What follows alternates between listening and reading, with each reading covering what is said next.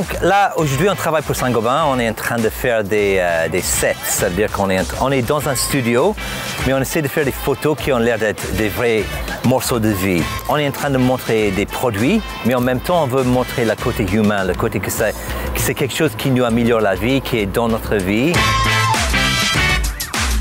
On essaie de faire des choses qui n'ont pas l'air parfait. Souvent, quand on ouvre les magazines de déco, tout est parfait. Et on ne se retrouve pas dedans parce que chez nous, on a des enfants, on a des choses qui traînent. Donc quand on a choisi les comédiens, on n'a pas choisi les plus beaux classiquement, on a choisi ceux qui avaient le plus de personnalité. La première chose, c'est le casting.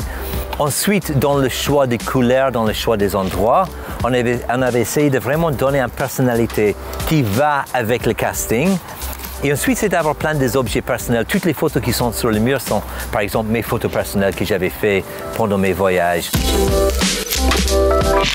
La caméra ne bouge pas. Parce que si je shoot ça et ensuite ça, la perspective ne marche pas. Ça veut dire qu'on a l'impression de voir là et de voir là. Donc, on a une perspective, on shoot toute la scène en une seule fois pour qu'il y ait une logique. Et donc, j'utilise un appareil qui capture 100 millions de pixels, qui est assez énorme, pour avoir la possibilité d'avoir toute la scène sans être obligé de bouger la caméra. Dès qu'on bouge la caméra, on perd la perspective. Ce qui est très important dans des images comme ça, c'est à la fin, on ne voit pas des erreurs, qu'on sent que c'est une image. Quelque part, c'est surtout les expressions qu'on cherche chaque fois. Et jusqu'à maintenant, on l'a eu. Le rocker était très bien. Il était un peu timide au début et on voulait vraiment sentir qu'il crie.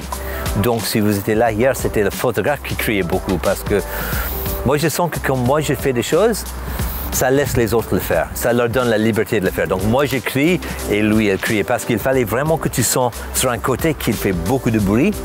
Et il était un petit peu Eric Clapton, un petit peu poum, poum, poum, poum.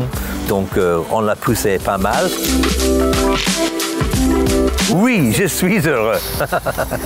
On avait beaucoup à faire, mais avec une bonne énergie, ça passe vite.